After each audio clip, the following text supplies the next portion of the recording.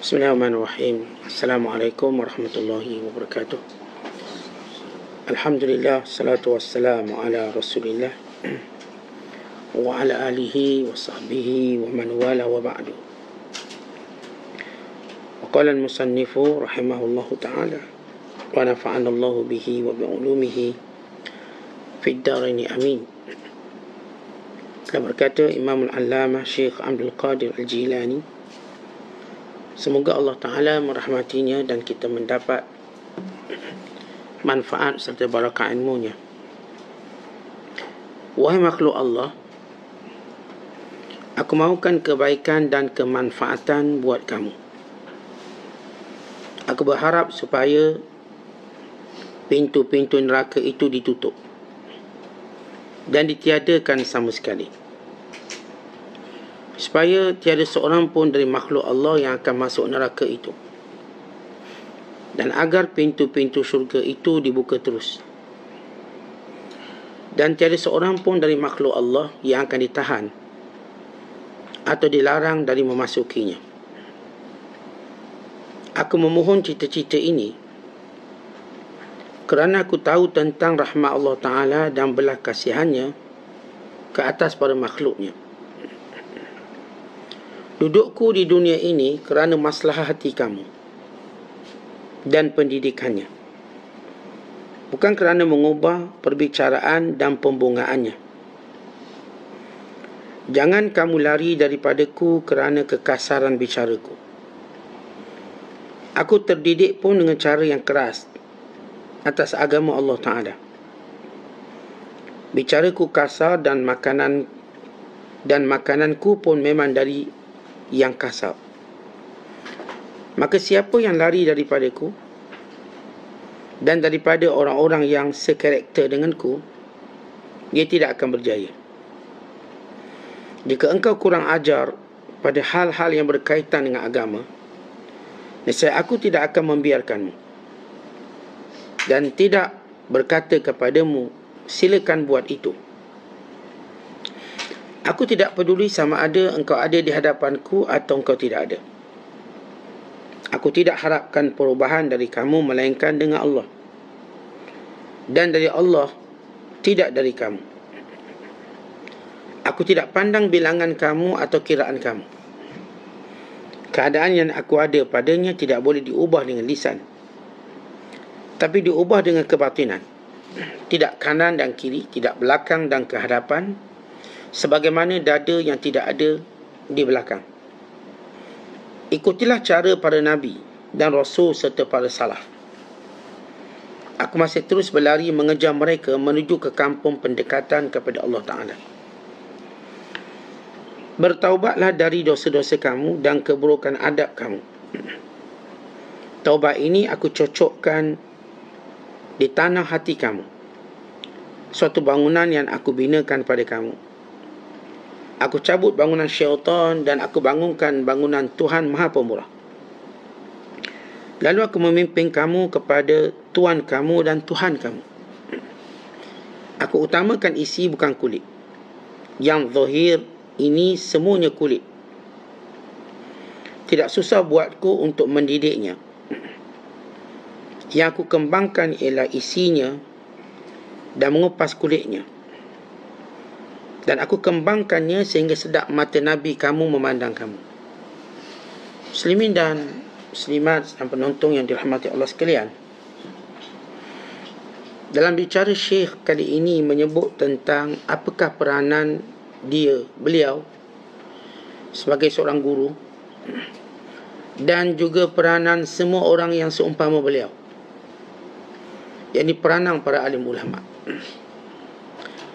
Bagaimana jiwa para alim ulama dan sifat mereka, dan bagaimana sikap kita. Bila Allah Subhanahu wa Ta'ala mewafatkan Nabi Muhammad sallallahu alaihi wasallam, bahkan sebelumnya nabi-nabi alaihi wassalatu wassalam, maka para nabi tidak melihat dakwah ini akan terhenti dengan kewafatan mereka. Dan mereka mengetahuinya. bahawa akan ada yang meneruskannya di kalangan hamba-hamba Allah yang terpilih. Maka Nabi SAW secara khususnya sentiasa menekankan sehingga wujud kelompok yang terpilih yang boleh kembali menyambung tugas dan peranan Nabi SAW. Maka para manusia semuanya hanya boleh dipimpin dengan dua sifat pemimpin. Seorang pemimpin yang hendak memimpin manusia sebagaimana yang dibawa oleh para Nabi SAW mesti punya dua sifat. Yang pertama ialah ilmu, dan yang kedua ialah taqwa. Bila seseorang mempunyai dua sifat ini, maka mereka menggantikan para Nabi, menggantikan Nabi SAW dari sudut tugas dan peranan. Ilmu dan taqwa yang dengannya menjadi nilai manusia, bukan nilai seorang pemimpin. Kebanyakan manusia melihat kepimpinan cuma ilmu, pengalaman, background dia. Mereka abaikan taqwa. Maka akhirnya kepimpinannya cuma bawa ke dunia dan berakhir di dunia.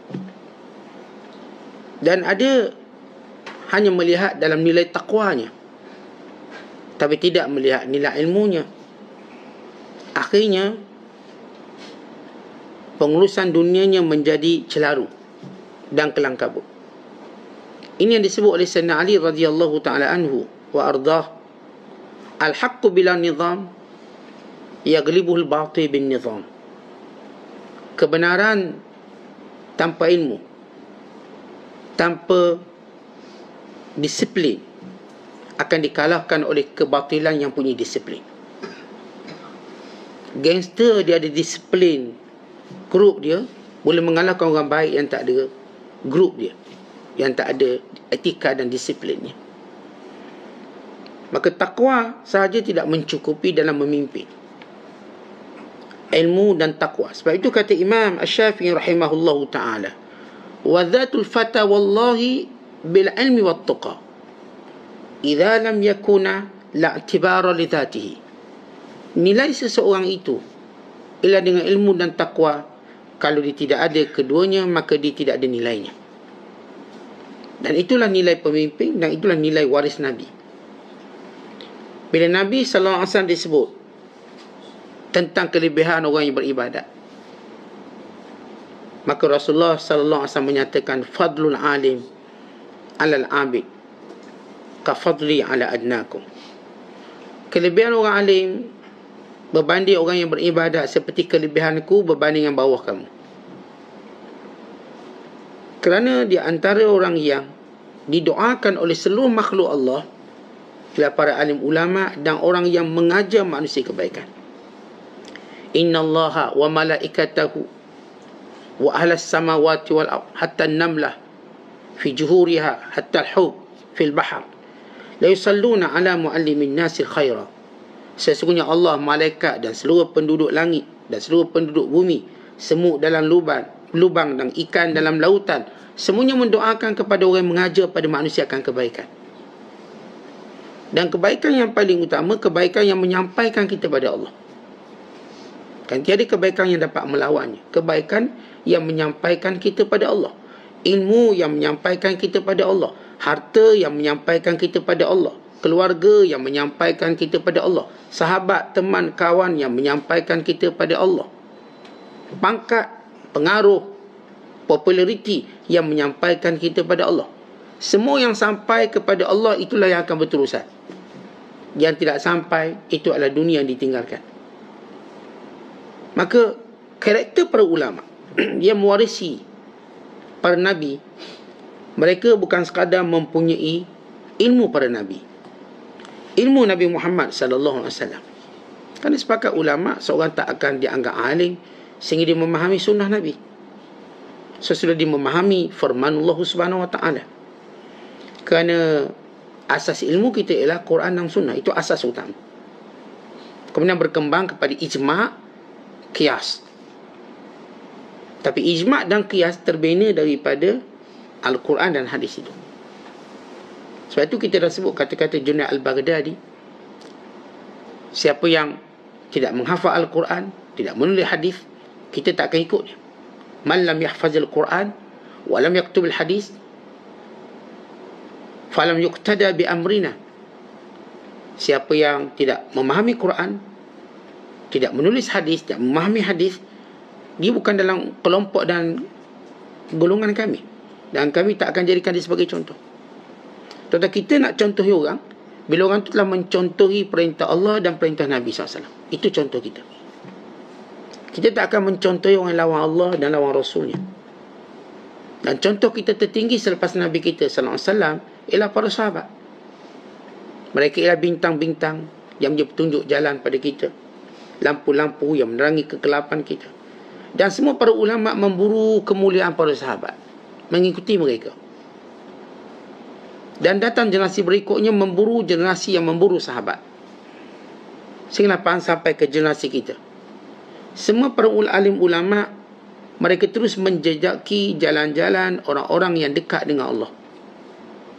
Dan di antara sifat mereka ialah ingin mendidik kita. Sebagaimana Nabi SAW tidak mengizinkan, tidak ingin melihat mana-mana umatnya masuk neraka, bahkan menginginkan semua umatnya masuk syurga. Jiwa itu ada pada para ulama yang sebenar. Kerana kerja para ulama ialah memimpin manusia masuk ke syurga, menjauhkan mereka daripada neraka, menarik mereka sebagaimana Nabi SAW melakukannya. Sebab itu Nabi kata, innamal ulama warasatul anbiya. Ulama waris Nabi. Bukan sekadar dengan nilai ilmu, tetapi dengan nilai tanggungjawab ilmu. Ilmu ialah pengetahuan, cuma pengetahuan. Tapi dalam ilmu itu ada tanggungjawab. Orang yang diberkati ilmunya ialah orang yang melihat dalam ilmunya ada tanggungjawab. Kalau melihat ilmunya cuma hiasan, zina, cuma aksesori, maka dia akan mengkhianati amanah.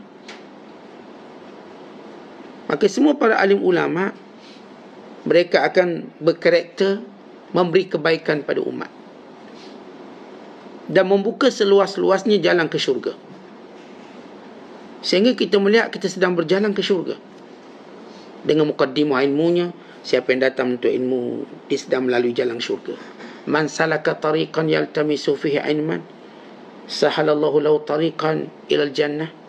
Siapa yang melalui jalan menuntut ilmu, Allah akan mudahkan dia jalan ke syurga.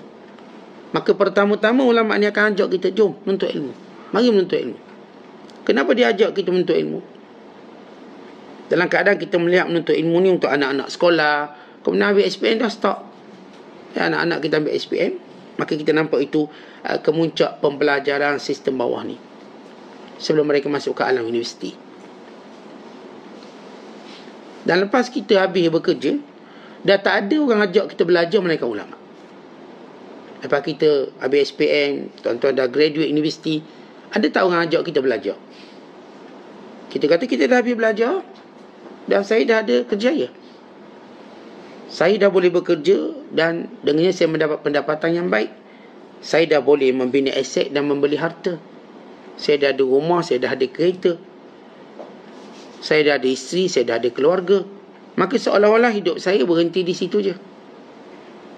Tiba-tiba datang sekelompok manusia, para alim ulama, ajak kita, jom belajar lagi. Belajar lagi sampai bila? Sampai mati. Utrubul ilma minal mahdi ilal lahad. Sebagaimana kata-kata masyhur, kata-kata ulama yang menyatakan, tuntutlah ilmu daripada buayang sampai liang lahat. Maka Allah Ta'ala jadikan kita mula menimba ilmu daripada usia kita 4 bulan dalam perut ibu kita. Apa maksud usia 4 bulan atau 120 hari? Disebut dalam hadis Nabi SAW, usia di mana roh mula ditiupkan pada jasad. Ketika itu baby ni, kita lah baby tu, mendengar segala perkara yang boleh membentuk ilmu kita dalam perut ibu.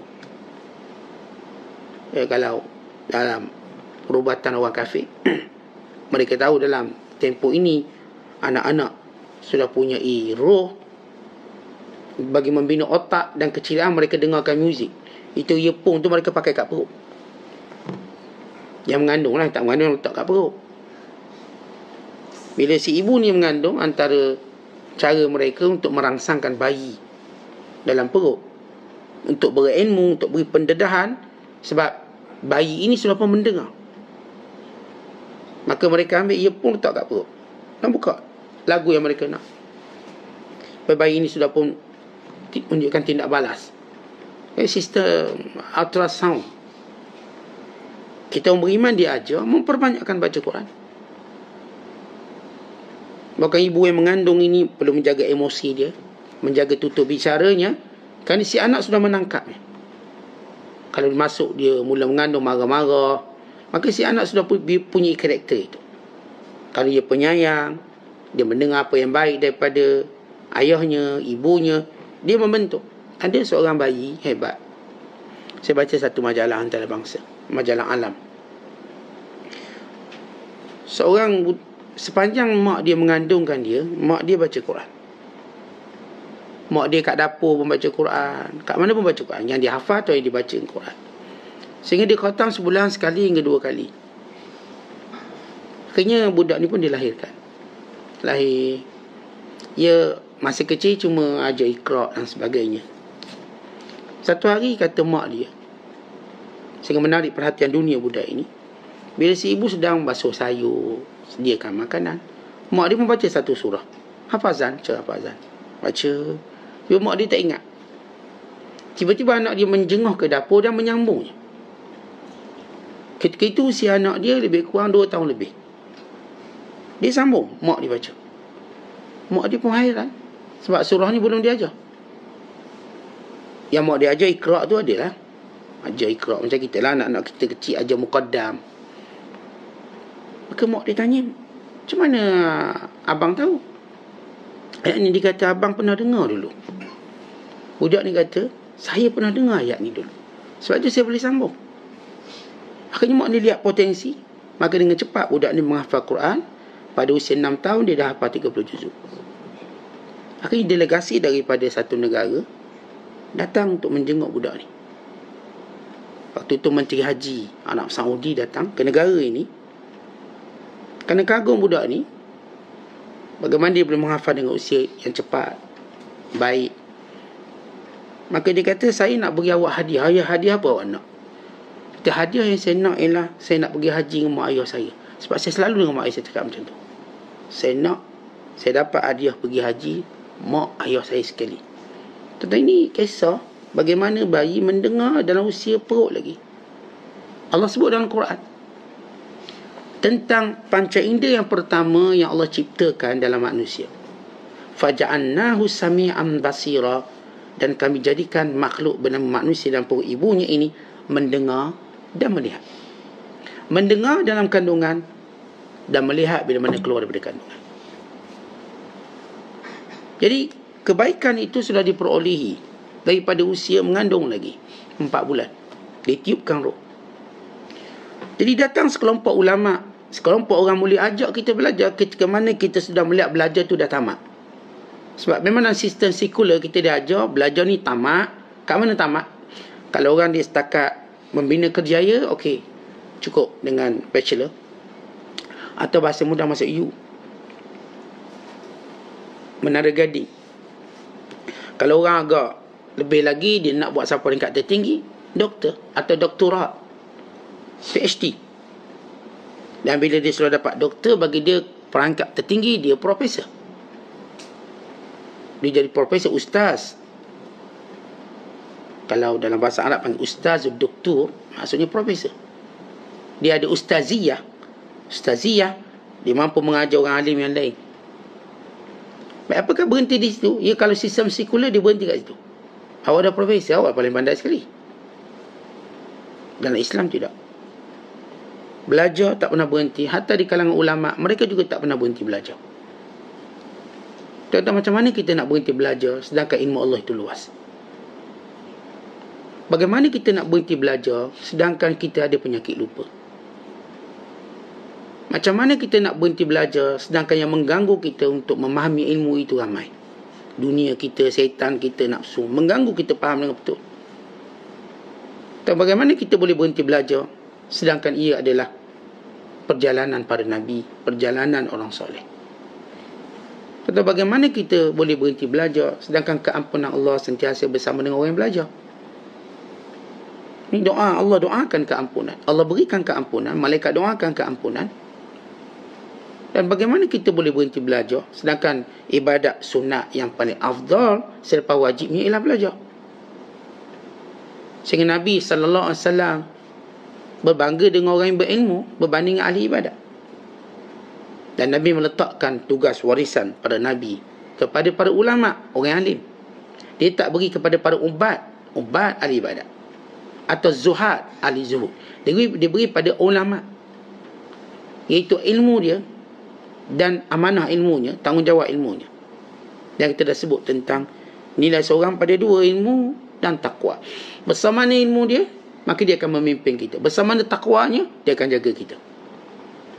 Ilmu memimpin, takwa menjaga.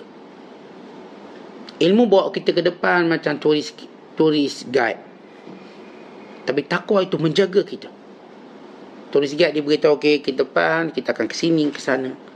Tapi dalam masa yang sama, tourist guide ini dia akan jaga. Jangan buat macam ni, nanti bahaya. Maka itu takwa dia. Kita ada ilmu, kita pimpin isteri anak-anak. Beritahu apa betul, apa salah. Kita ada takwa. Benda tu yang menjadikan kita jaga dia. Jangan buat benda haram. Dengan ilmu kita memimpin, dengan takwa kita jaga.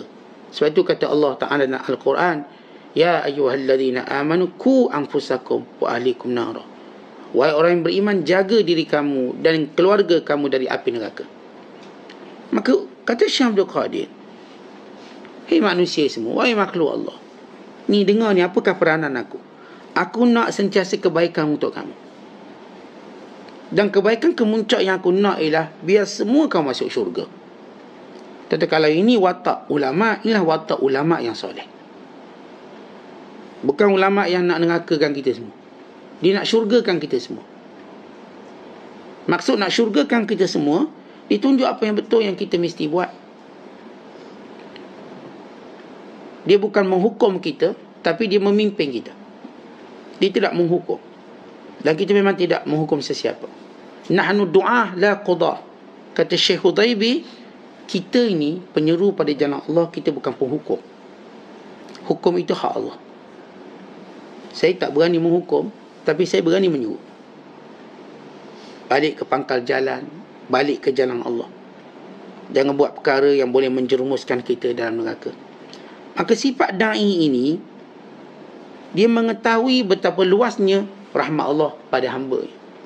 Sebab itu para ulama yang bawa cerita-cerita orang yang bunuh 99 orang, kemudian genapkan 100 orang, orang yang secara zahirnya dah tak nampak jalan keinsafan, tapi demikian rahmat Allah. Allah beri pada siapa dikehendaki. Sebab itu antara sifat para ulama, dia tak pernah jadikan manusia putus asa dengan rahmat Allah. Saat saya ni jahat, teruk, buruk, Allah sentiasa buka pintu taubat. Allah penyayang, Allah pengampun, Allah Ta'ala sayang kita. Kalau itu Allah jadikan kita sedar, kita insaf, kita nampak, kita dijumpakan dengan orang soleh. Itu tanda Allah sayang. Bukan kita diruangkan untuk mendengar yang baik-baik, supaya kita dapat menilai dengan cepat, menilai dengan baik. Maka semuanya ini tanda-tanda Allah Ta'ala sayang pada kita. Maka kata Syekh, bukan kerja aku untuk berbicara bahasa bunga-bunga. Bukan kerja aku nak ajar kamu ataupun aku sendiri cuma nak gunakan ayat bunga-bunga menjadikan kamu kagum dengan aku cakap. Dan kamu juga aku lahirkan kelompok yang boleh bercakap bunga-bunga. Ayat kita ayat-ayat power, ayat-ayat berbunga-bunga. Bukan itu. Bukan. Tapi nak bentuk amalan. Ya, bila kebanyakan ilmu hanya melahirkan orang yang petah berbicara dan indah bahasa, itu cuma hiasan dunia. Kepetahan berbicara, keindahan bahasa, cuma hiasan dunia. Tapi ia tidak menjadi syarat kebahagiaan. Lihat isteri yang petah berkata-kata, suami yang berbunga-bunga bahasa, akhir bercerai dia. Si isteri petah bercakap, petah dulu jual pemilihan tu. Si suami pula memang ayat pick up lain dia hafal semua, dia ada kamus dia hafal.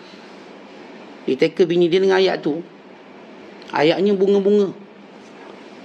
Yang bunga, walaupun saya benci awak, tapi saya tak pernah berhenti mencintai awak. Ayat dia. Si dengar pun macam bunga-bunga, hatinya bunga-bunga, tapi kesudahannya menyakitkan. Filem-filem yang kita tonton mengarahkan kita kepada bunga-bunga cinta dia, bunga-bunga palsu yang cuma berkembang di pagi hari, kemudian merucuk di petang hari. Cuma bunga pagi, bunga kembang pagi. Atau mungkin bunga kembang tak jadi, kembang sekejap waktu cinta, kemudian tak jadi rupanya. Maka bukan begitu kita nak ajak manusia secara hakikatnya. Benar, kita tak nafikan bagus dan baiknya kepetang berbicara dan juga bahasa-bahasa yang berbunga. Itu sebahagian daripada budaya kita, dalam puisi, dalam pantun kita, dalam gurindam, dalam syair kita, dalam bahasa kiasan kita, simpulan bahasa kita, dalam tamsilan kita. Ya, itu perkara-perkara yang memang mengindahkan. Namun manusia hanya melihat secara awal keindahan, tapi yang manusia nak menikmati lah hakikat. Umpama makanan, ya, kita nak lihat keindahan. Lihat di pinggan putih yang bersih, yang besar, yang bersih, dengan hidangan makanan yang dihias cantik, menarik, menawan. Namun bila kita makan tahu hebe, bila kita makan masih rebik, masing sangat, atau manis leting, manis sangat, tidak menzahirkan keenakan sebenar, akhir kita lupa semua keindahan itu. Kita lupa pinggan yang cantik, hiasan yang cantik, kerana makanan ini tak sedap. Kerana makanan tak sedap. Dan ada pula yang memang Masya Allah, dia hias pun tak pandai, letak dalam tempurung je. Zaman-zaman saya budak dulu makan bubur Ashura, letak dalam tempurung je. Sudu dia pelepah kelapa. Ambil potong pelepah kelapa, daun kelapa tadi, kita potong-potong buat sudu. Tempurung, cari tempurung jantan. Masa saya kecil dulu, orang tua kata, okay, nak makan orang kampung saya panggil sura Ashura, orang sini panggil bubur Ashura. Nak makan sura, pergi cari tempurung. Dulu bekas-bekas kan tak banyak. Cari tempurung. Dan tempurung nak cari tempurung jantan. Kita tak tahu macam mana tempurung jantan. Jadi zaman-zaman kita istilah tu, kita ingat orang je jantan betina, tempurung pun ada jantan betina. Cari tempurung jantan. Sebagaimana saya dengar istilah garam jantan, dan beberapa istilah jantina yang diletakkan pada benda yang tak bernyawa ni. Okay, saya pun diajar, ini tempurung jantan. Cari, letak, kita makan, Masya Allah sedap. Kita lupa tempurung pinggang dia, dan kita lupa sudu ialah daun kelapa. Daun kelapa panjang tu kita potong-potong jadi sudu, buatkan makan, kenyang, sendawa kita sedap. Ya, pada usia kanak-kanak kita, yang orang tua tak makan daun tempurung, orang tua lain dia ngelak kuat. Tapi ya, kita mungkin dah diajar hamba macam tu, kita tak kisah sangat lah. Masa kita budak dulu kan, kita fikir cuma boleh makan. Kalau dia letak atas lantai pun kita makan. Budak, kita cuma lapar. Dia dah masuk tua ni lain. Dia tengok pinggang, dia tengok cara orang layan. Tapi kita tak mungkin lupakan kesedapan. Para ulama' tetap bukan kita nak ajar kita benda-benda sedap pada pandangan kita, tapi nak bawa kita pada hakikat. Sebab itu dia ajar kita lawan nafsu, lawan syaitan, lawan diri kita. Tak sedapnya hidup macam ni, tapi ia adalah kelazatan sebenar dalam hidup. Dalam rumah tangga, kalau kita ikut nafsu, hancur rumah tangga. Maka dia ajar kita sabar. Dia ajar kita untuk melihat pahala di sisi Allah. Walau kecewa dengan sikap pasangan kita, tak apalah, kita nak buru pahala di sisi Allah. Isteri kita, suami kita lubuk pahala kita. Mudah-mudahan Allah jadikan sebab suami saya, sebab isteri saya masuk syurga. Maka kita bersabar dengan pasangan kita sampailah ke tahap ini. 30 tahun kahwin, 40 tahun kahwin. Alhamdulillah, kita dah baca perangai isteri kita pun dah baca perangai kita. Lalu kita bertolak ansur, bertoleransi yang tinggi, dan kita berjaya mendidik generasi yang baik. Maka ini semua daripada ajaran didikan para ulama, yang bukan macam ajaran para penerbit filem. Dia cuma ajar bahasa bunga. Memanglah banyak yang terinspirasi dengan cinta filem, cinta drama, terinspirasi dengan cinta novel, tapi mereka tak cerita hakikat sebenar. Akhirnya cinta yang mereka terinspirasi ni daripada filem-filem, rupanya cinta palsu. Yang berlakon pun gagal. Jangan kata yang ikut ni, yang berlakon tu pun tak jumpa cinta dia yang sebenar. Dia tak jumpa. Para ulama ajar kita cinta yang sebenar dalam mujahadah, melawan nafsu, mengikut perintah Allah, tidak mempedulikan manusia dan perintah Allah.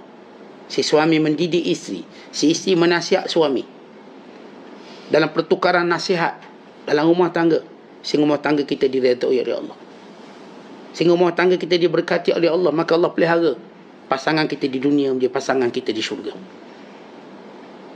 Ya, ternyata umat Islam berjaya memelihara rumah tangga bukan atas dasar filem cinta je, tapi atas dasar pengetahuan agama dia. Kalau dia bercerai dengan baik. Kita bila pergi majlis kahwin, Tok Imam, tukar nikah mesti baca ayat ini. Fa imsakum bima'rufin aw tasrihum bi ihsan. Pegang dengan baik atau lepas dengan baik. Maka rumah tangga umat Islam dicemburui kerana yang menjaga rumah tangga umat Islam adalah para alim ulama dalam mendidik kita. Rumah tangga orang kafir hancur.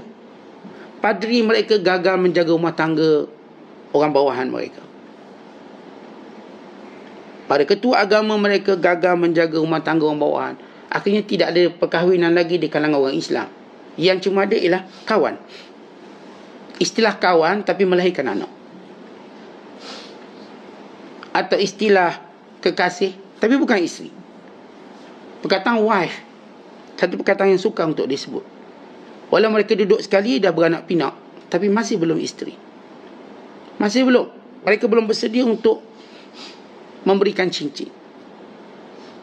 Kerana nilai cinta orang kafir ialah cincin bulat atau disebut dublah. Ring tu diberi, okey, tanda. Dalam Islam tak ada cincin pun tak apa.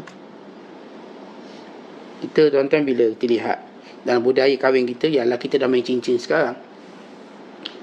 Dalam perkahwinan sebenar, dalam mengikut acuan Islam, cincin tu tak syarat. Kalau tak sarung cincin pun kahwin juga, sebab dia angkat nikah. Bertunang, cincin tu bukan syarat. Walaupun ia jadi budaya, kita taklah kata tak boleh. Cuma kita nak beritahu tentang asal-usul hukum. Dalam hukum kita, mengangkat nikah menjadi seorang itu suami isteri. Walaupun tak beri cincin sampai mati, tak beri cincin. Maka cincin bukanlah asas menunjukkan orang itu kahwin atau tidak. Tidak. Tetapi amanah dengan Allah. Dia ni isteri, dia suami. Maka para ulama kita mendidik masyarakat menjaga rumah tangga. Akhirnya rumah tangga kita Masya Allah terjaga. Mendidik anak-anak supaya mentaati bapa dengan perintah Allah. Akhirnya anak-anak kita Masya Allah tidak derhaka pada ibu ayahnya, memanggil dengan penuh kehormatan. Ya, walau ada berlaku keadaan-keadaan tertentu, namun datang keinsafan. Akhirnya si anak kembali ingin berbakti pada ibu ayah walaupun sudah mati, sebab datang keinsafan. Sedangkan orang kafir tak ada dah, anak mak ayah mati-mati, dia dah tak ada apa pun komitmen dengan ibu ayah dia. Lihat bagaimana indahnya para ulama yang mengajar mendidik kita. Kemudian kata Syekh Abdul Qadir, jangan kamu lari daripada aku sebab aku keras. Ya, kadang-kadang aku kasar bahasanya, percakapannya. Kadang-kadang aku tengking kamu. Dan semua ulama-ulama yang satu karakter dengan aku. Sebab itu kata Imam Syafi'i rahimahullah ta'ala, isbir ala murril jafa min muallimin, fa inna rusubal ilmi fi nafaratihi, wa man lam yazuk murrat ta'allumi sa'atan tajarra dhullal juhli tul hayatihi. Kata Imam Syafi'i rahimahullah, sabarlah atas kekasaran guru kamu. Sabarlah, kadang-kadang guru kita ni kasar. Kadang-kadang guru kita ni keras sudut mana. Kadang-kadang waktu kita dia ngajar, dia tak bagi kita tidur. Wah, keras ni Sat. Kita biasa tidur khutbah Jumaat ni. Kau jangan tidur. Keras kadang-kadang. Kadang-kadang dia tak bagi kita duduk ikut suka kita. Jangan duduk menyandar, dia marah. Jangan duduk atas kerusi, dia marah. Duduk bawah. Dia ada, kalau kat masjid tu ada kerusi yang boleh nyandar. Yang bila ngajar tu nampak macam bos belakang tu kau dengar. Kan ada satu kerusi yang tak ada kaki tu orang letak. Kita letak belakang yang ada peluk tubuh. Belajar dengan Tok Guru. Saya kata ini semua jadi bos belakang. Tu ada seorang hamba Allah kata, Ustaz, kita nak bagi kursi ni untuk anak murid Ustaz duduk. Saya jangan. Nanti dia jadi bos. Biar dia duduk dengan keadaan dia duduk, supaya dia rasa rendah diri dia. Dia nak duduk rehat macam tu. Boleh tidur lagi sedap kursi tu. Dah banyak masjid-masjid dah ada kursi tu. Saya tak benarkan, saya tak bagi. Orang nak infak boleh, tapi bukan untuk guna masa belajar. Digunalah masa lain untuk dibaca Quran atau sebagainya. Kadang-kadang guru kita dia ada syarat-syarat yang kasar. Syarat-syarat yang la natahammal, kita tak mampu nak komit dengan syarat dia. Kadang-kadang dia terlalu jaga kehadiran kita. Itu dah tua-tua duk tanya, kenapa tak ada nak uish? Zaman budak kecil Ustaz. Kadang-kadang setengah guru dia agak ambil berat tu. Ada guru dia tak kisah, asal kita hidup sudah. Tanya ni lama memang tak ada kuliah, tak apa, asal dia hidup sudahlah. Tak mati lagi tu okey lah tu. Ada guru dia peduli. Terutama bila tahu kawan ni bukan sibuk pun, datang sini. Belajar. Setengah guru dia ada watak-watak yang bagi setengah anak murid kasar. Atau dia tak mampu tanggung. Imam Syafi'i kata, sabarlah kamu atas kekasaran guru kamu, kerana kebanyakan gagal ilmu sebab kita lari daripada guru kita. Siapa yang tidak merasa kepahitan belajar seketika, maka dia akan menelan kejahilan sepanjang hidup dia. Tak tahu belajar ni, siapa pun belajar, dia ada kepahitan dengan guru dia. Pengalaman kita belajar daripada ngaji dari kecil dulu, tok guru kita sergah, marah. Saya ingat ada salah seorang guru Quran. Saya tak belajar dengan dia lah, tapi saya temang kawan saya belajar dengan dia. Memang kita kecil dulu, kita belajar Quran dengan mak saudara. Bila mak saudara tu garang sangat, pindah ke pak saudara. Pak saudara tu tak garang, anak dia pula garang. Jadi garang tu macam tak boleh lepas. Jadi kita pun nak tengok lah, ada tak guru yang lembut-lembut sikit. Pergi ikut kawan kita belajar. Tok guru dia lagi garang, nak cocok mata je. Kau tak nampak guru apa tu? Cocok mata ni, buta ni, cocok mata. Kau ambil petunjuk, cocok. Tengok menangis. Kalau kita dulu dalam kelas Quran, macam filem sedih, nangis semua, nangis.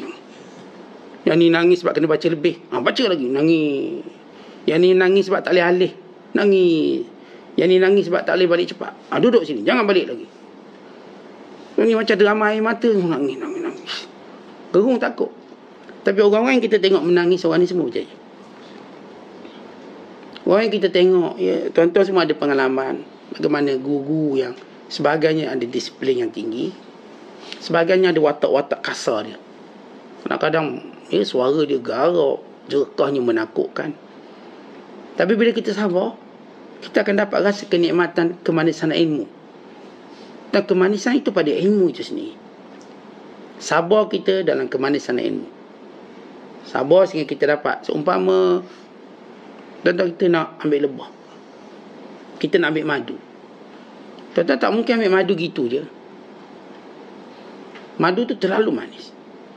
Tak ada benda manis yang paling bermanfaat melainkan madu. Manis lain semua tak beri manfaat yang banyak. Manis gula tak beri manfaat yang banyak. Tapi manis madu beri manfaat yang banyak. Tapi nak ambil madu tu tuan-tuan, banyak.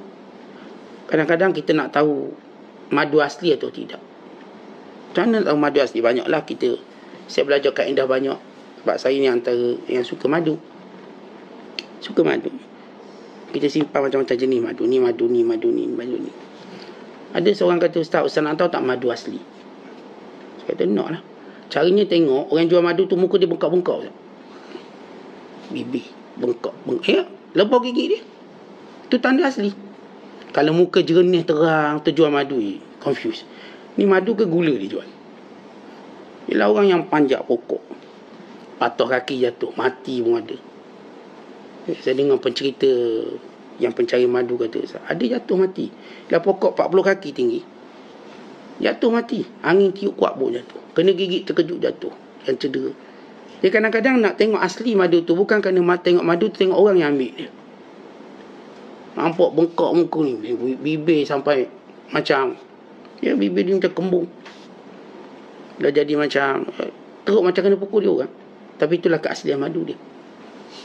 Jadi kita tak payah kempen banyak. Tengok yang jualnya bengkak muka ya tu. Kita tanya, awak cari sendiri ke mana? Saya cari. Tengok muka ni. Okey, betul lah madu asli. Jadi bila kita lihat orang yang dapat ilmu, Dia akan melalui kekasaran guru-gurunya. Kadang-kadang gurunya kasar. Satu ketika ada seorang ulama nama Sufyan bin Uyainah. Sufyan bin Uyainah ni dia jenis kasar sikit. Kalau bahasa kita sebut cengih sikit, garang. Imam Syafi'i belajar dengan dia. Imam Syafi'i kata, Tok Guru, tanya sikit boleh? Ni ramai nak murid datang jumpa Tok Guru belajar, tapi Tok Guru garang semacam. Tok Guru tak takut kan nak murid lagi?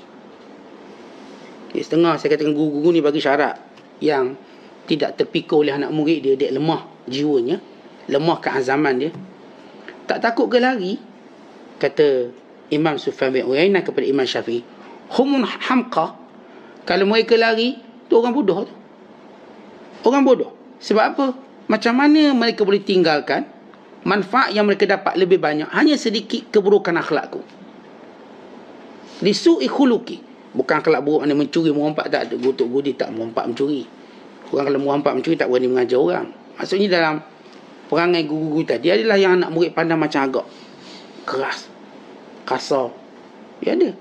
Saya jumpa guru-guru kami sepanjang kita orang mengajar. Dan Alhamdulillah, bila Tok Guru saya ni macam-macam mazhab dia.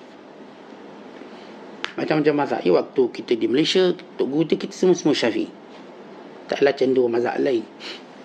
Bila kita ke Mesir, lama mengaji hadis dengan ulama daripada mazhab Hanafi, antara tokoh ulama Hanafi. Kemudian kita belajar pula hadis daripada ketua ulama Maliki zaman itu, maksud saya di Mesir, Syekh Ali Tahar Rayyan almarhum. Kemudian kita belajar pula bidang-bidang ilmu yang lain yang keperbagaian latar belakang mazhab mereka. Macam-macam mazhab. Saya belajar fiqhul kitab daripada Syekh Mahmud Ukazi, guru kami, daripada mazhab Hanafi. Kita belajar fiqh Syafi'i dalam mazhab kita daripada guru kami Asy-Syafi'i seperti Syekh Nas Farid Wasil, mantan mufti Mesir. Dan juga sebahagian ulama-ulama yang lain. Tapi keperbagaian. Kemudian saya lihat keperbagaian watak. Ada yang keras, memang keras sungguh. Guru saya, dia punya perangai dia keras. Dia kalau kuliah dia tak bagi orang tip. Sebab dia tak nak orang yang tak datang senang-senang dapat ilmu dia. Tak nak bagi. Tak boleh tip, tak boleh rakam. Rakam tak boleh. Tapi adalah orang ni dia rakam juga. Mungkin member dia suruh. Bila rakaman tu dia ketahui oleh guru kami, dia bangun meninggalkan majlis. Tu lagi. Kali pertama saya tengok Tok Guru saya tinggalkan majlis. Tu tak balik-balik. Dia bangun lagi. Kita ni tercengang. Kenapa Tok Guru marah? Tok Guru bangun. Sebab syaratnya tidak dipenuhi. Syarat dia jangan rakam aku bercakap. Jangan rakam. Sebab rakam ni macam ada pemantauan. Tok Guru pun jadi kerah, macam tak boleh nak cakap semua. Waktu itu, zaman tu bukan zaman online. Zaman kita mungkin berlainan, zaman online. Tok Guru tak payah bangun pun, anak murid dah bangun dulu. Zaman online. Jadi bila kita lihat syarat-syarat guru dan kita bersabar dengan syarat-syarat guru tadi, alhamdulillah kita dapat banyak kebaikan. Banyak kebaikan. Setengah guru kita pandang kita ni rendah sangat. Tak apa, biar dia pandang kita rendah. Dengannya kita dapat manfaat yang banyak. Bukan kata ulama, tuan-tuan, salah guru lebih baik daripada betul kita. Maksudnya, kita kadang-kadang nampak kita lebih betul daripada guru kita. Dia ada waktu. Salah ustaz tu, saya rasa betul. Tuan-tuan, salah dia, kita dapat belajar sesuatu lebih baik daripada betul kita yang akhirnya kita sombong pada dia. Padahal kita mungkin betul satu benda tu je. Betul. Lalu kita pun sombong. Lalu kita diharamkan dapat ilmu-ilmu yang lain. Tuan-tuan sekalian, nama kita manusia, siapa tak buat salah? Mana-mana pun ulama besar, dia pun ada buat salah. Dia manusia macam kita. Itu disebut zallatul alim, kesalahan orang alim. Tapi kita anak murid, kalau Tok Guru kita buat salah dan itu dan ini, dia tak menjatuhkan nilainya di sisi kita. Sebab apa? Kita salah lagi banyak.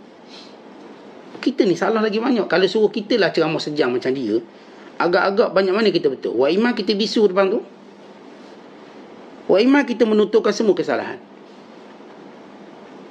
Dah baca Quran dah kelang kabut dah hadis. Jadi guru kita walaupun mungkin dia salah, kita tak boleh kata dia tak salah, Tak mungkin, sebab tak ada orang maksum melainkan Nabi SAW. Saya duduk dengan ramai ulama besar, saya dapat melihat kesalahannya. Walaupun ia bukan bermaksud saya lebih alim pada mereka, salah saya lagi banyak. Tapi nak beritahu kita tahulah salah dia. Dia baca hadis salah, sekian-sekian, Quran salah, dan cara dia nakal kata-kata ulama pun salah. Salahnya lebih makna tersilap, bukan salah. Salah para ulama dia lebih pada tersilap. Tuan-tuan, dalam kepala dia macam-macam. Dengan komitmen ilmu dia, dengan komitmen keluarga, komitmen kerja, dia memang sepatutnya dia salah. Kalau dari sudut kesibukan yang masuk dalam diri dia. Tapi Masya Allah, Allah pelihara dia. Salahnya agak minimum. Kita tuan-tuan dengan tak sibuk, dengan lapang kita, banyak salah kita. Oleh sebab itu, bila kita lihat salah guru kita, jangan ia merendahkan guru pada pandangan kita. Tetap kita muliakan dia. Sebab apa? Ya, kita selalu sebut guru kita ni macam lautan. Walau ada tempat yang kotor, tapi laut itu terlalu luas. Banyak tempat yang bersih, banyak tempat yang baik. Walau ada beberapa bangkai yang terapung di satu ruang dan satu sudut, tapi tempat lain ternyata menyenangkan, menghiburkan, ternyata cantik. Maka demikian kita memandang guru-guru kita dengan sifat. Sebab itu segala kekasaran mereka jangan menjadikan sebab alasan tinggalkan dia. Kenapa awak tak mengaji ustaz tu? Alah, ustaz tu kasar, marah aku, malah aku, mengajuk aku. Jangan. Kita diharamkan mendapat banyak kebaikan. Imam Syafi'i ni nak tunjuk watak seorang guru. Imam Syafi'i bila dikata pada anak muridnya Ar-Rabi', wahai Rabi', kalau ilmu ni makanan, aku akan suap ke mulut kamu. Tapi ilmu ni satu proses. Tuan-tuan, betapa penyayang guru-guru ni. Kalau ilmu ni makanan, saya akan ambil suap kat mulut masing-masing. Senang tu, kenyang. Dah kenyang, ambil. Tapi ilmu ni satu proses. Kita kena dengar, kita kena faham, kita kena tadabbur untuk kita mendapat benda tu. Umpama kita nak dapat madu tadilah, banyak benda kita kena periksa, banyak benda kita kena cek sebelum kita dapat. Oleh sebab itu, beberapa kekasaran guru jangan dijadikan sebab untuk kita tinggalkan dia. Jangan, saya tak nak belajar dengan dia ustaz. Kenapa? Kalau saya belajar nanti tak boleh ponteng lah ustaz. Ustaz lain senang belajar boleh ponteng, dia tak boleh. Kalau belajar dia ponteng siap, nanti dia buang nama kita. Buang nama. Dia bukan buang dalam senarai, dia buang dalam hati dia sekali. Takut gitu. Dan benda ni kena sabar sebab ada kebaikan dia. Kekasaran guru dan sebagainya. Kemudian lihat, ini kata-kata penting kata Syekh Abdul Qadir. Ikut cara Nabi, ikut cara Rasul, ikut cara para Nabi dan Rasul, dan para salaf yang para sahabat. Kita semua sedang kejar mereka. Tok guru ni dia bawa kita ke sana lah. Saya nak bawa tuan-tuan, saya macam kita katakan ketua batalion. Bawa saya ramai tentera. Untuk saya bawa ke tempat perkumpulan di mana jeneral besar ada kat situ. Saya cuma ketua batalionnya, ni jeneral besar ada tu kat sana. Saya bawa jumpa semua jeneral besar. Saya bawa tuan-tuan semua untuk bersama dengan para sahabat yang bersama dengan Rasulullah. Tetapi kita bukan Nabi kanan kita ke kiri, tak. Saya nak ke kanan ikut Rasulullah. Saya nak bawa tuan-tuan ke kanan. Saya bukan nak ke kiri, saya nak ke kanan. Untuk bawa tuan-tuan semua sama-sama kita untuk bertemu dengan Rasulullah SAW, bertemu dengan para sahabat. Kita sedang mengejar mereka, kita sedang ikut jalan mereka yang sampai pada Tuhan. Dan kita maklum, kalau tuan-tuan nak pergi satu tempat, tuan-tuan ikut jalan yang masyhur, jalan yang selesa, jalan yang baik. Tidak ada jalan yang paling selamat untuk kita jumpa Allah melainkan jalan yang ditinggalkan oleh Nabi kita SAW. Jalan yang telah dilalui oleh para sahabat, jalan yang telah dilalui oleh para salafus salih, jalan yang telah dilalui oleh para khalafus salih, jalan yang dilalui semua ulama-ulama muktabar kita. Mereka lalu jalan ni, kita pun nak ikut jalan ni. Maka jelas, apa yang nak dibawa oleh ulama tu cukup jelas. Sebab tu kita pada penuntut ilmu, kita pula ada satu sifat yang menjadikan kita mampu berdiri teguh dengan guru kita untuk benar-benar sampai. Yang pertama, kita perlu ada sifat sabar, kata ulama. Kita yang mengaji ada sabar. Ilmu tak boleh diperoleh melainkan dengan sabar. Yang kedua, kita mesti ikhlas kepada Allah. Kerana ikhlas yang menjadikan ilmu itu bercahaya. Ilmu itu bermanfaat. Yang ketiga, kita mesti beramal dengan ilmu. Kerana ilmu lah yang menjadikan kita ingat akan, beramal lah menjadikan kita ingat dengan ilmu. Tuan-tuan, kita lupa pada ilmu sebab kita tak beramal. Bila mana kita beramal, kita akan ingat ilmu tu. Tuan-tuan tengok engineer, arkitek, dia jadi bijak selagi mana dia bekerja. Dia pencen je, dia lupa ilmu ni. Sebab apa? Amalan dah tak ada. Waktu dia kerja memang itu yang dia main, dia pun faham. Dia pun tahu cara dia. Maka ilmu ni, tujuan kita beramal untuk menjaga dia. Ilmu itu hilang bila kita tidak beramal. Kita beramal solat jamak qasar. Sesekali kita bermusafir, praktik jamak qasar balik, maka kita pun ingat. Sesekali kita mandikan jenazah, kita pun ingat cara. Sesekali kita sembelih lembu, kita pun ingat cara. Amal. Kita tengok orang dia tak mampu beramal, dia tak mampu ingat ilmu sebab dia tak beramal. Kemudian yang keempat, dawamul muraqabah. Sentiasa melihat Allah perhatikan kita. Kata yang kita dapat ini amanah Allah, maka Allah perhatikan kita. Dan mudah tahu tak buat ke? Tak beramal ke? Tak ikhlas ke?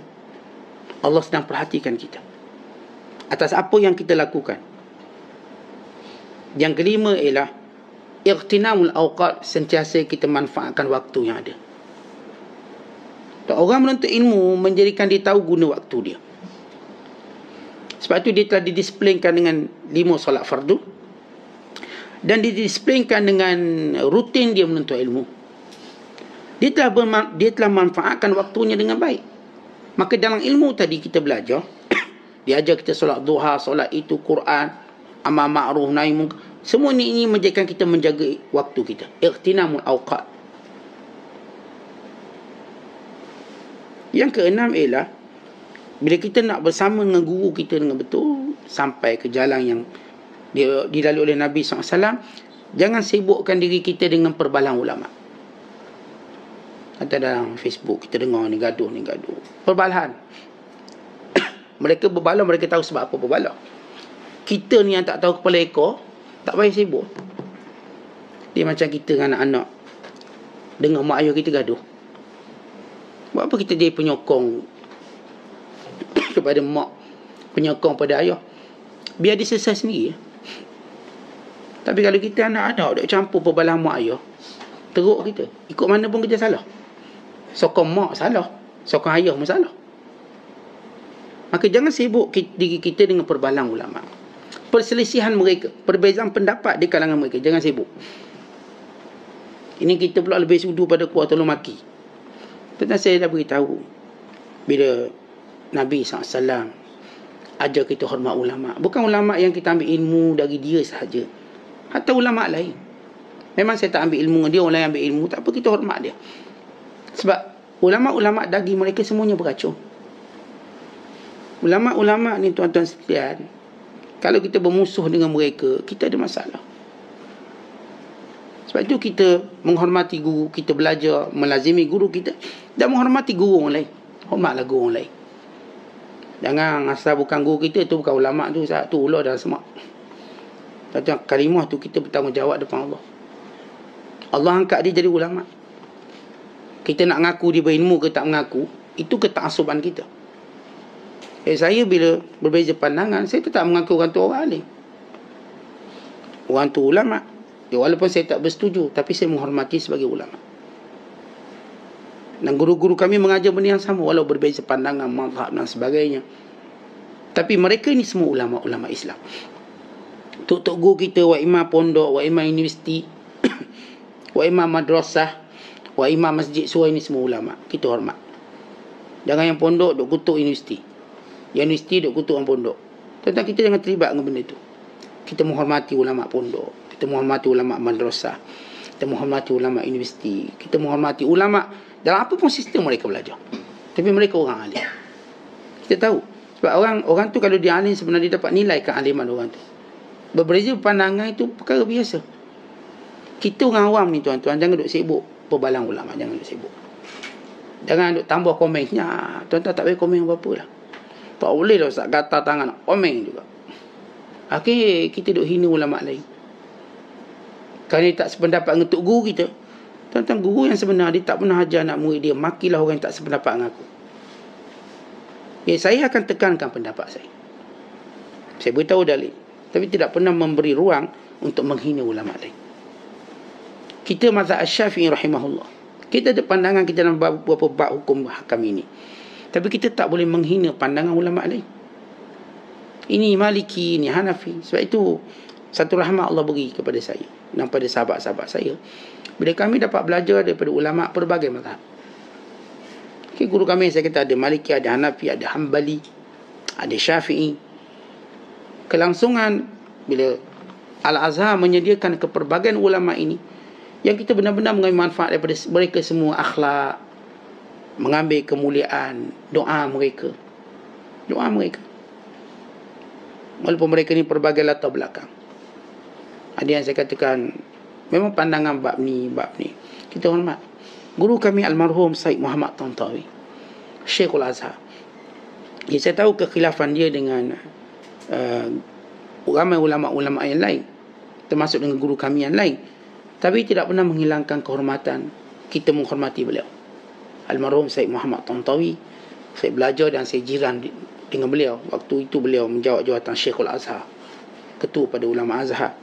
Jadi ada kontroversi dengan ulama lain, tapi itu perbalangan dia, sama-sama ayah kita hormat mereka.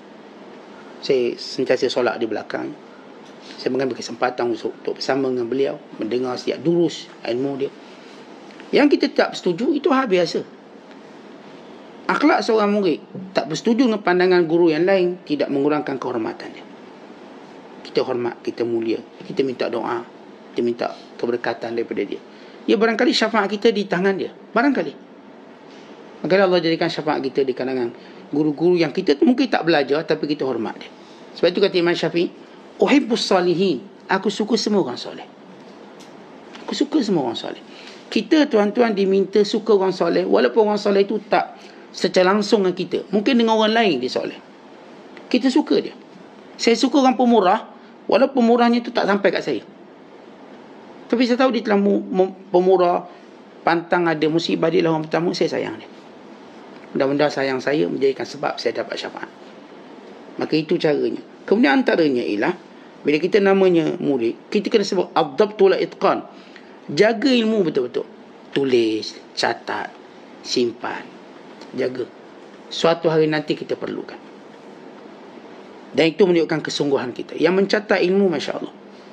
Dan saya bila baca setiap benda yang saya rasa baru, walaupun dia tak baru, ilmu dah lama belaka, tapi baru kita tahulah, atau baru kita diingatkan sesudah lupa, saya akan catat.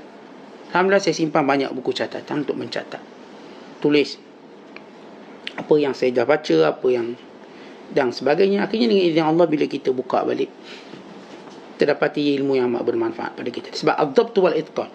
Ya, banyak ilmu saya menyesal kerana saya lupa mencatat. Waktu saya membaca kitab, saya lupa mencatat, maka saya menyesal. Bila kita cuba mencarinya, ya Allah uji kita tak jumpa benda tu, maka ini satu kerugian bagi para penuntut ilmu. Kemudian di antara perkara yang perlu kita lakukan sebagai talibul ilmu ialah sentiasa baca buku. Tetap guru ni dia cuma beri ruang untuk kita tahu, tapi dia tak boleh beri semua benda yang kita patut tahu. Akhirnya kita perlu pada pembacaan kita sendiri. Orang yang suka baca kemudian rujuk dengan guru beliau, mereka akan cepat dapat ilmu. Dan seterusnya bagi kita pada penuntut ilmu, carilah sahabat. Bagaimana kita dah sebut semalam tentang sahabat. Carilah sahabat dalam menuntut ilmu. Sebab seorang tidak mampu kuat menuntut ilmu seorang diri. Tuan-tuan seorang-seorang nak menuntut ilmu, tuan-tuan tak kuat. Saya dah jumpa ramai orang yang dirasa tunjuk dia kuat untuk bersendirian, dia tak kuat. Bersahabatlah dalam menuntut ilmu, kita akan dapati kita lebih kuat. Dan akhir sekali ini yang kita terangkan ialah beradab dengan guru kita.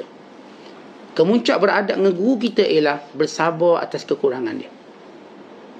Yang memang kita nampak kurang dia. Bab ni dia kurang untuk guru kita ni, kita sabar kerana manfaat yang banyak. Tuan-tuan, kadang-kadang kita boleh sabar dengan kepanasan, kita boleh sabar dengan kegelapan, hanya kerana nak mencari sebiji emas.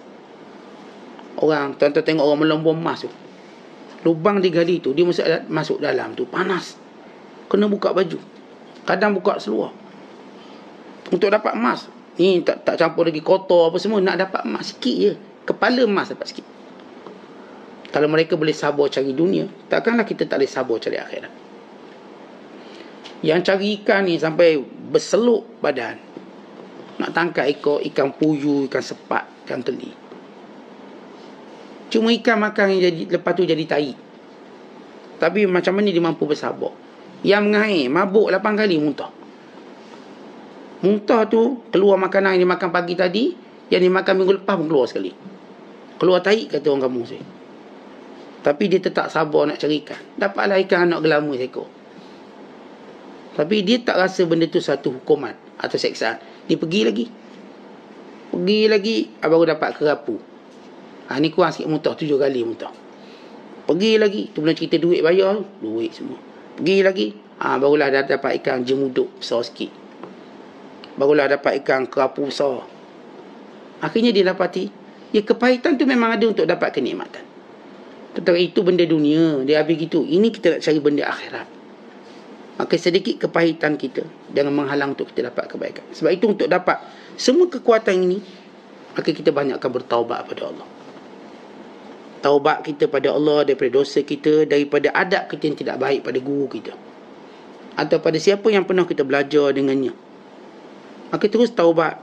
Dan kata Syekh Abdul Qadir, aku yang menyediakan kepada kamu taubat yang sebenar, sehingga kamu boleh mampu meninggalkan semua godaan-godaan syaitan kepada seruan Tuhan.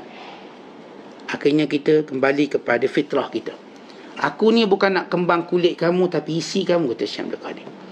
Supaya kita tahu dalam hidup kita, sesuatu itu dinilai dengan dalamannya, bukan luarannya. Kita akan faham. Waktu mana kita beli durian, walau bagaimana kita melihat tanda-tanda mengenal durian yang baik, semuanya kerana kita nak kenal isinya. Ya, kita tak nafi penting kulit, tapi last kali kita tahu nilai isinya. Yang kita nak kembangkan, yang kita nak kuatkan, nilai setiap sesuatu perkara yang kita dapat. Setiap benda dia ada nilai dalaman dia, maka ambil nilai dalaman tadi yang lebih berharga dalam kehidupan kita dan dalam kesudahan kita di sisi Allah Ta'ala. Wallahu bisawab. Assalamualaikum warahmatullahi wabarakatuh.